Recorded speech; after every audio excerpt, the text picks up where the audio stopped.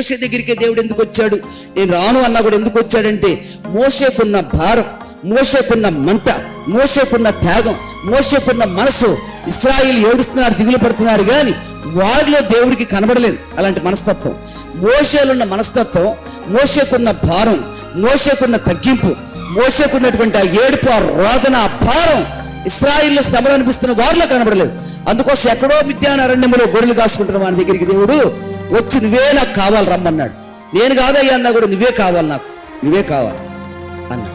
ఇంకా ఉంటారయ్యా అక్కడ పెద్ద పెద్ద వాళ్ళు ఉంటారు, జ్ఞానం కలిగిన వాళ్ళు ఉన్నారు, ఇశ్రాయేలులో తెలివి కలిగిన వాళ్ళు ఉన్నారు, మంచి చాతుర్యం కలిగిన వాళ్ళు ఉన్నారు, మంచి బలం కలిగిన వారు, జ్ఞానం కలిగిన వారు, శక్తి కలిగిన వారు, ప్రార్థించే ప్రార్థనా వీరులు ఉన్నారయ్యా, ఉన్నారు.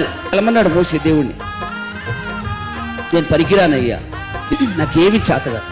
రెండోది, నేను నత్తివాడిని, నాలుక మాంద్యం కలిగిన వాడిని, నేను ఇశ్రాయేలు విడిపించడానికి చేతగాను అయ్యా, నేను బలహీనుడను, నా బలం ఎంతో నాకు తెలుసు, నా శక్తి ఎంతో నాకు తెలుసు, నా జ్ఞానం ఎంతో నాకు తెలుసు, కనుక నాకు చేత కాదు.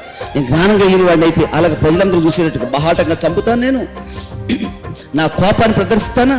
పిచ్చి కోపం ఏం చేసి నేను ప్రదర్శించాను, అతను చచ్చిపోయాడు, కనుక ఇప్పుడేమైంది, నా బ్రతుకు అడవి పాలైపోయింది, కనుక నేను పనికిరాను అని చెప్పాడు. దేవుడు చూశాడు, ఇతనేమన్నాడు, అక్కడ ఉన్నారు ఇల్లు అని చెప్తున్నాడు.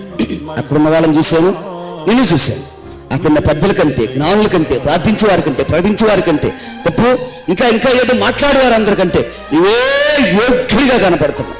నీ జ్ఞానం లేకపోయినా పర్లేదు, తెలివి లేకపోయినా పర్లేదు, మాట రాకపోయినా పర్లేదు, నువ్వు నత్తివాడివైనా పర్లేదు, అసలు మోగవాడివైనా పర్లేదు, నీకున్న భారం ఉందే.